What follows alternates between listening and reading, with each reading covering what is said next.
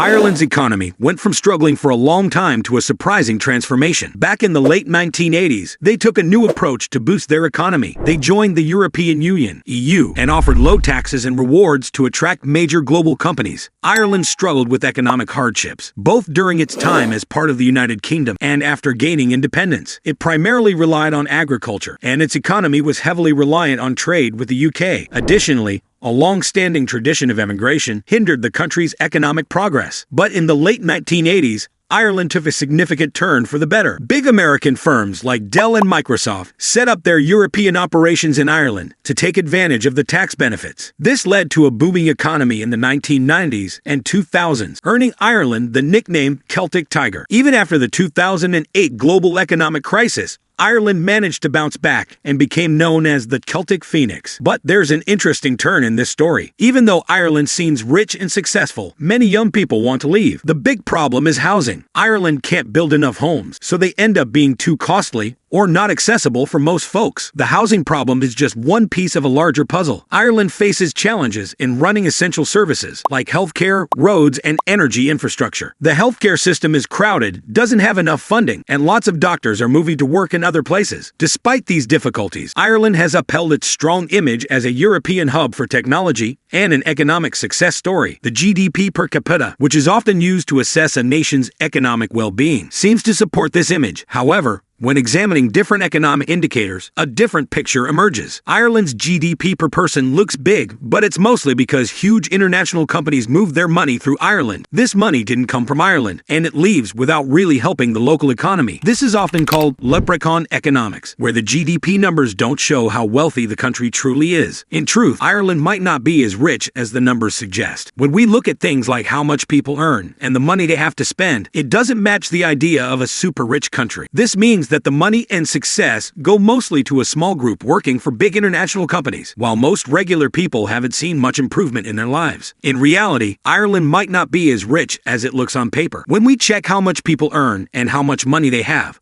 it doesn't match the idea of a super rich country. This shows that most of the money and success go to a small group working for big international companies, while most regular people haven't seen much improvement in their lives. To sum it up, Ireland's economic success story, as seen in its GDP per person and its reputation as a home for big companies, doesn't give the full picture. Many people in the country are still struggling with housing problems and services that don't work well. The numbers don't show the whole truth about how the nation is really doing. There's a big difference between the rich and regular people in Ireland, and this has made some question whether the so-called Irish economic miracle is for real. As the world pays more attention to tax havens, Ireland might have to face the true nature of its economy sooner rather than later.